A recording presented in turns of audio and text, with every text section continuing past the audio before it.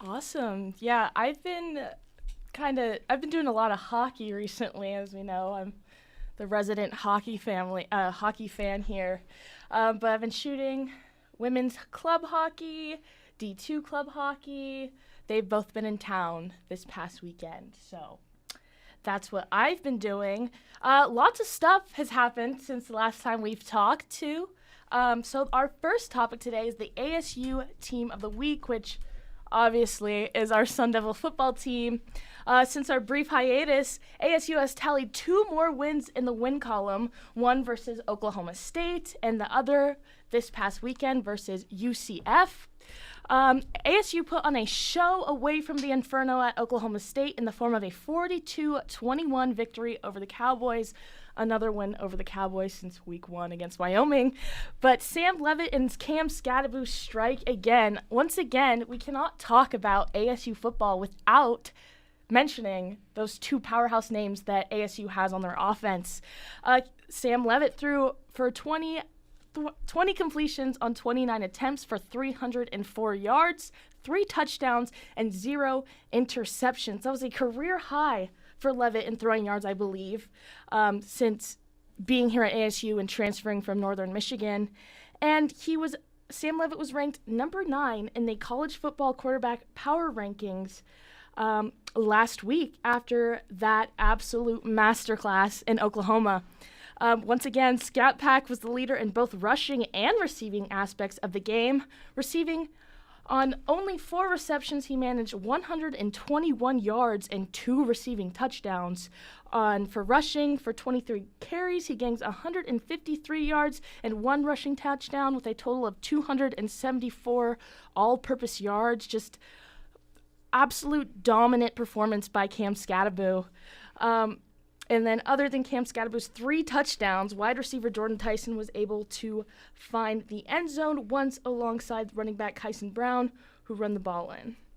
ASU had a total of 529 offensive yards compared to Oklahoma State University's 270, which ASU was just a force to be reckoned with on all sides of the ball and completely dominating. And fun little thing here for all those ASU football fans. This win against Oklahoma State makes ASU football bowl eligible for the first time since 2021. How are we feeling about that? I definitely remember that day was a little interesting because we had the postponement of the second half of the game. That is right. I remember I was covering ASU fall ball, and I was trying to keep track of the score, and all of a sudden it was postponed, and then it was like, oh, are we going to be bowl eligible off of like half of a game? Like that would be the most ASU thing ever, but we still managed to pull it off. And I remember seeing like that first half score and just being blown away by that, and then coming away with not only a win but a win as big as that was just insane. And not only that big of a win, but a win away from home, and obviously a very big deal to become bowl eligible. Yeah, I couldn't have said it better. I think for me, just looking back on the day as a whole, I started my work shift at the lab at 12, tuned in for the pregame, and I ended my work shift watching the fourth quarter. So probably the longest 6-hour football game, just up in the air, not sure if it was going to go back. So that was pretty cool. I can't believe I completely forgot about it when I was writing this bit. Oh my gosh, yes. I was tuned into Blaze Radio's halftime show because I was like, what the heck is happening? And the halftime score was posted 40 minutes ago.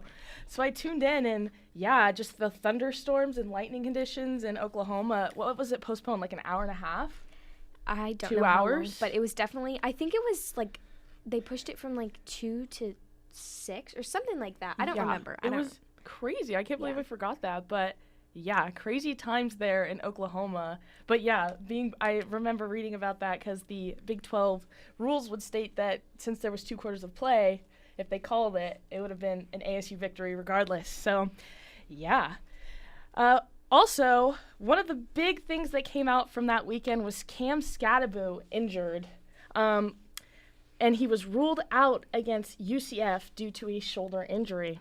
So, going in to ASU versus UCF this past Saturday, ASU was able to narrowly pull off a win against the UCF Knights, and the form of a 35-31 victory.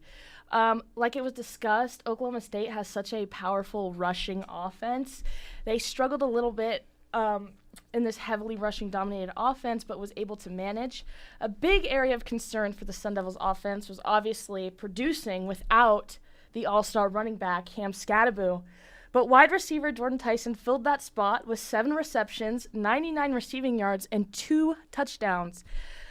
But although that was a great performance and it was just a close game all around, notably big plays were produced on the defense and special teams.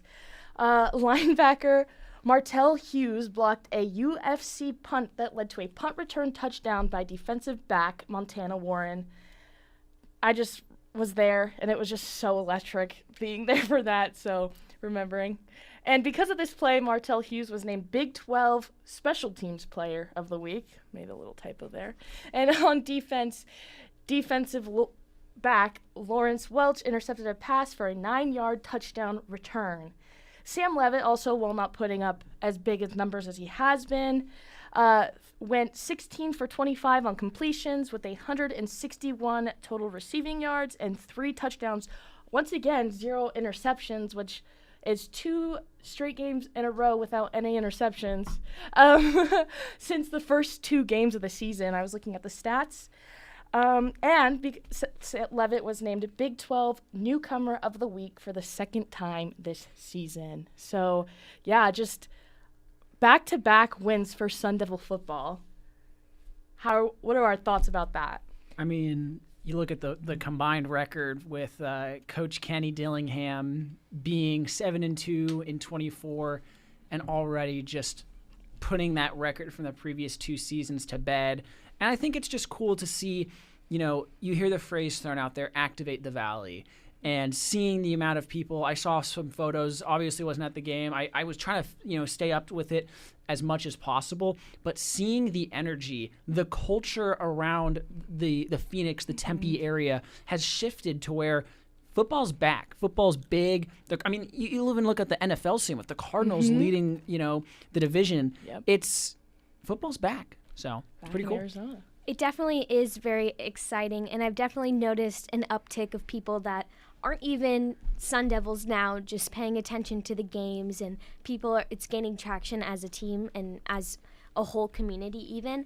And I also think it's interesting, I know we have the looming Territorial Cup coming up, and, U of A has notoriously always been the better football team, and this year, it's definitely got some stirring excited. I know my best friend goes to U of A, and she's been talking smack since the beginning of the year.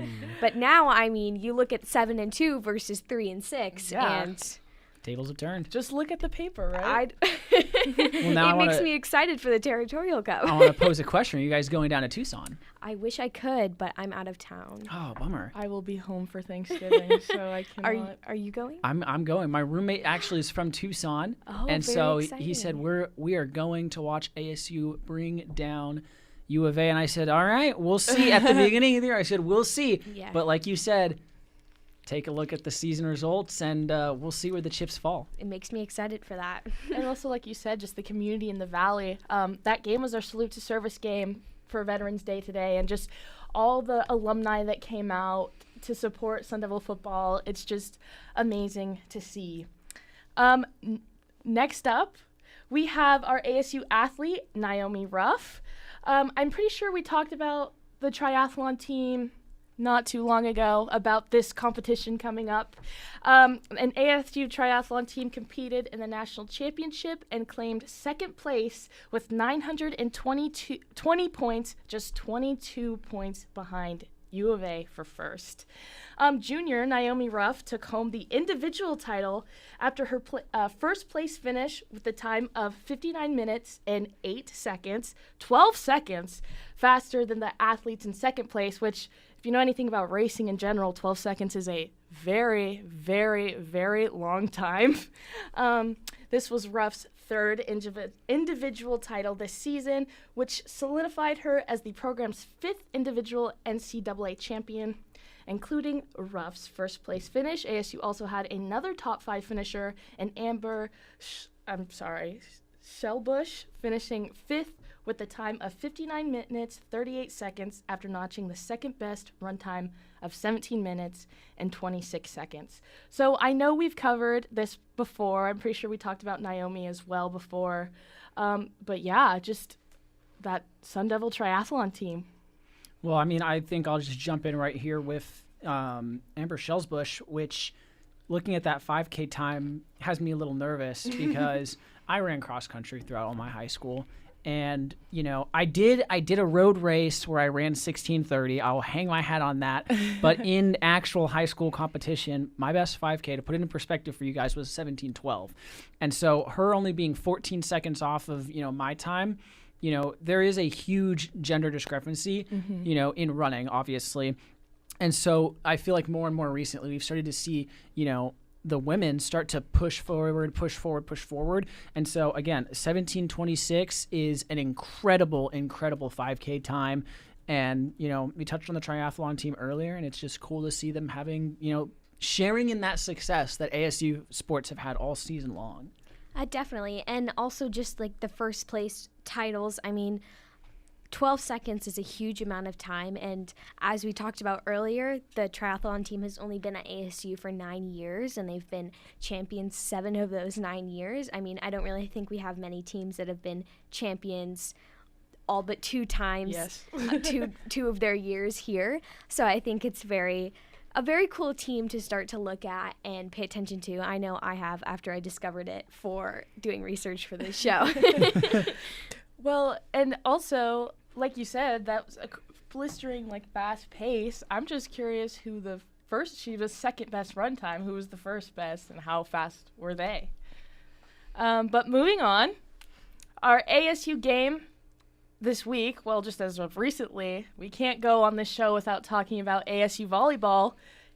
Take it away. No, we cannot, because ASU denied the doubters in the past 2 weeks. When we were last on the show recording, they were getting ready for a road trip to Utah, and we kind of had a discussion in here. It was like, you know, is ASU getting the respect that they deserve? Because they were outside the top 10, but they were riding this incredible win streak.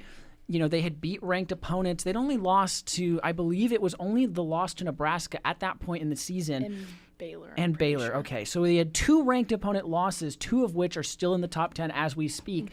You know, and those rankings came out for the NCAA, and it was like, wow, we're still outside the top 10. And ASU went on a mission. 2 weeks, 4 wins. They beat BYU and Utah. But what's more impressive is this last weekend, because last Wednesday the team toppled the number 8 ranked Kansas Jayhawks 3-1. Then on Friday they kept their streak of undefeated home games. ASU at home has been incredible. 3-1 victory over Kansas.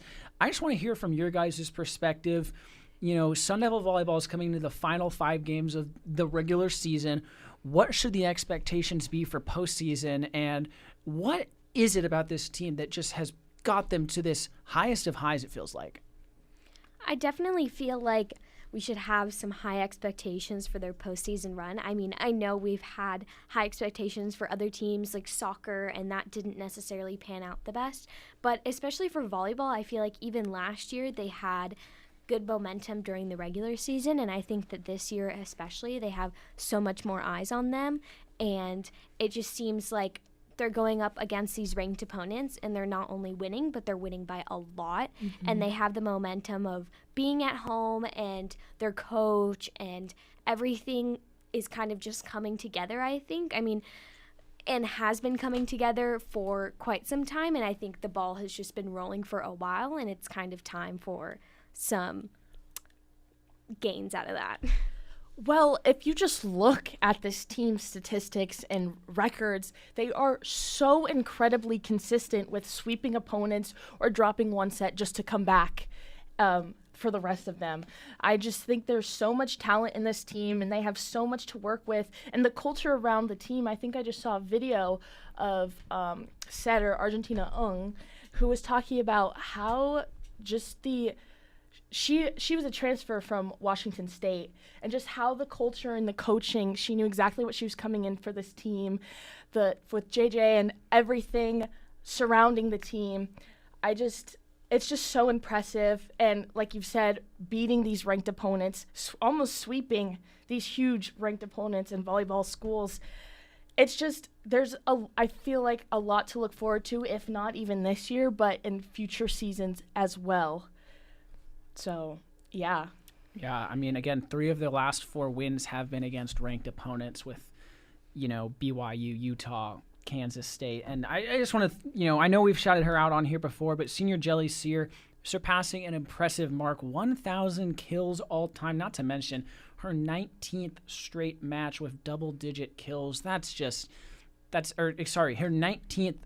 match with double-digit kills overall. That's just an impressive run. And now that they've rung the victory bell, Arizona State, again, they moved up to 9th in the NCAA rankings, so they are starting to get some of that recognition. We'll see how things pan out in the postseason.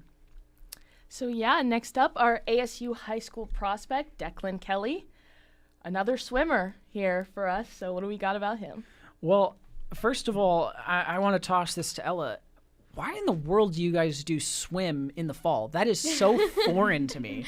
I honestly, that's honestly a great question.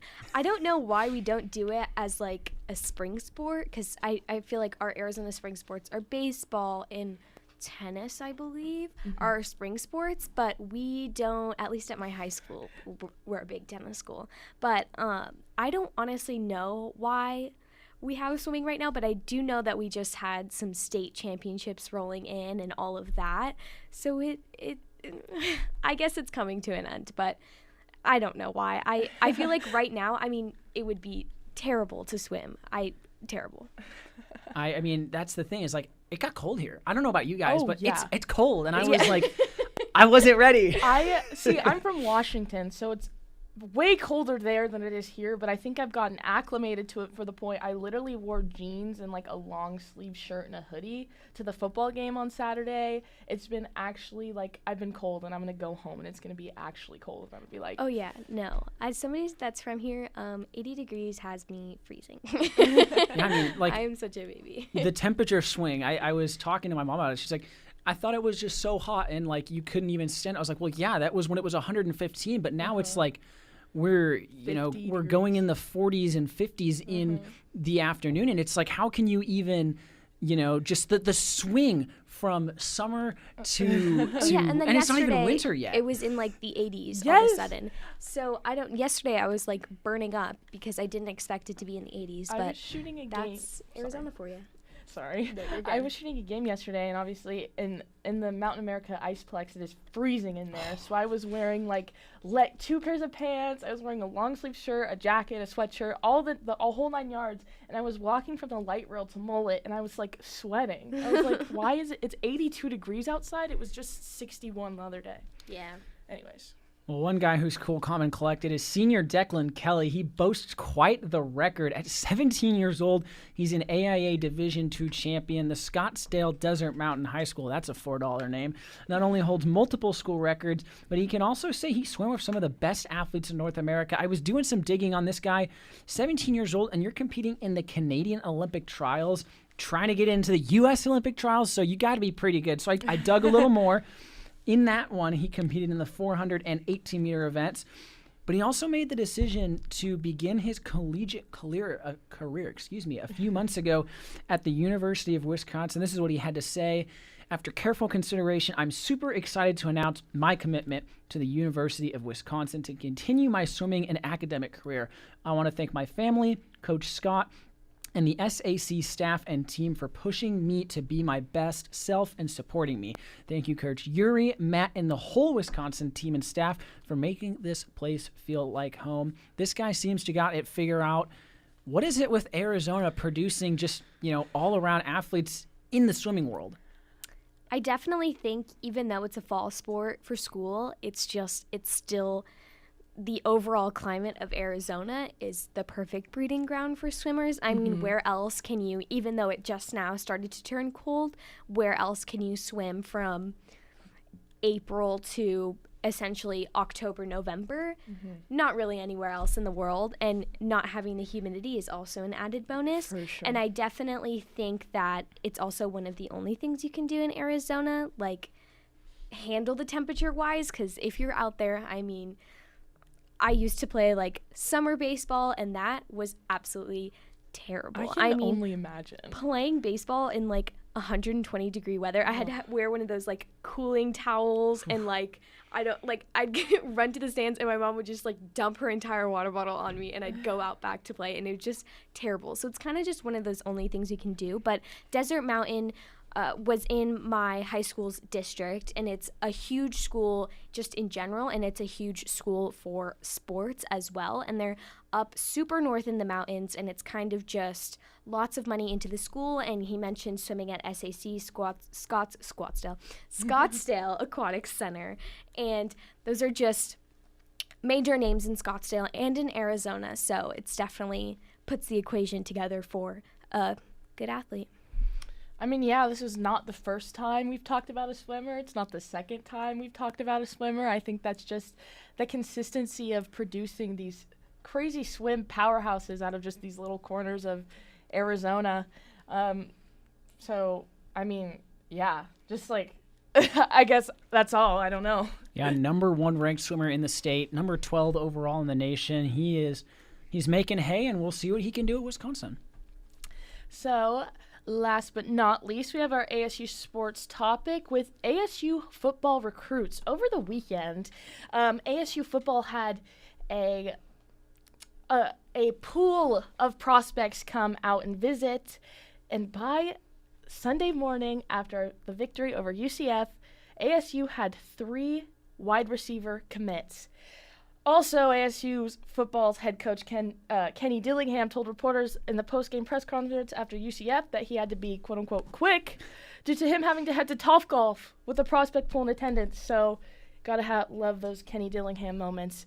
But on Sunday morning, all 3 of the commits were attended the UCF game the previous night, and out of that, ASU gained commits from Chance Abels, a 6'3", 3-star prospect in the class of 2025 who was previously committed to TCU after receiving offers from Tennessee, Arkansas, Kentucky, and Baylor, which is just crazy. You have so many offers from big schools, SEC schools at that, and he chose to come here.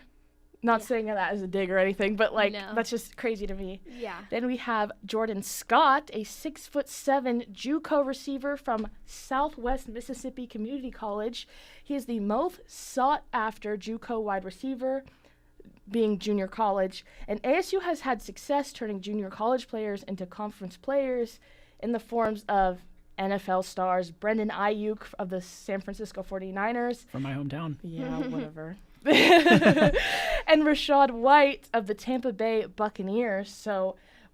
And last but not least, we have Cooper Reed, a 6'4" junior from the Dripping Springs High School in Texas, who in 10 games has 50 catches for 834 yards and 13 touchdowns. He is only a junior in high school, and he's putting up those numbers and has since, as of like 24 hours ago, committed to ASU football. So, yeah, just the future is bright.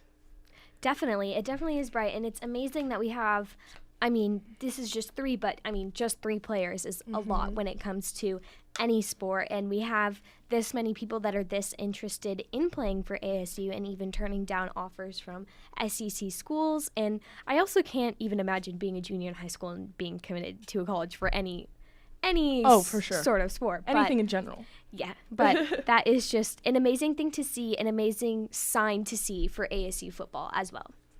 Yeah, I mean, we kind of touched on it earlier, just about changing the culture here.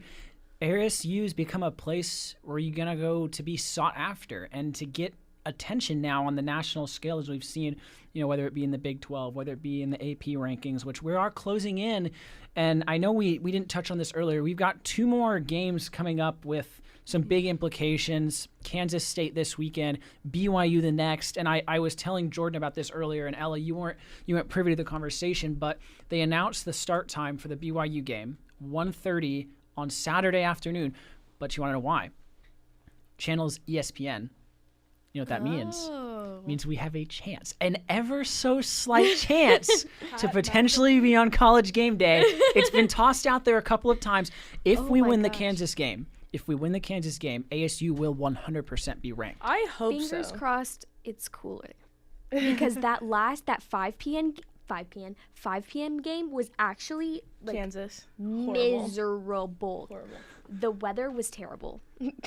Was it really that cold? No. No, it was the Kansas Oh, game. the Kansas game Yeah. was hot. No, Okay. I'm saying Horrible. I hope it's like not weird weather. Well, it was good. The game against UCF was at 5 p.m. and it it was? wasn't that didn't bad. go. It was actually kind of cold. I That's was wearing good, a that's good. turtleneck and I was still chilly. So Because I was gonna say it's starting to get like I know Sunday was obviously warm, but I feel like we're trending cooler and cooler. But we are running up on time. But any, I guess, just final thoughts from you guys about the football games? What are your predictions? just I hope ASU doesn't fumble the bag. I know they're going to be facing some tough opponents in BYU. They're the only undefeated team in the Big 12 conference, a big powerhouse. They just narrowly beat Utah, who the ASU beat. So I guess we'll see. I just think Kenny Dillingham is just producing such a culture, not even for the athletes, but for all the fans and everyone involved. So I'm just excited to see where this program goes.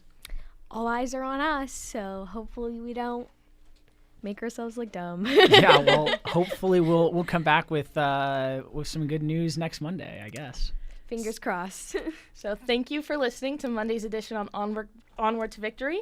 My name is Jordan Talley alongside Ella Wolter-Sánchez. And Noah Reed. Thank you for listening here at BlazeRadioOnline.com. See you next time.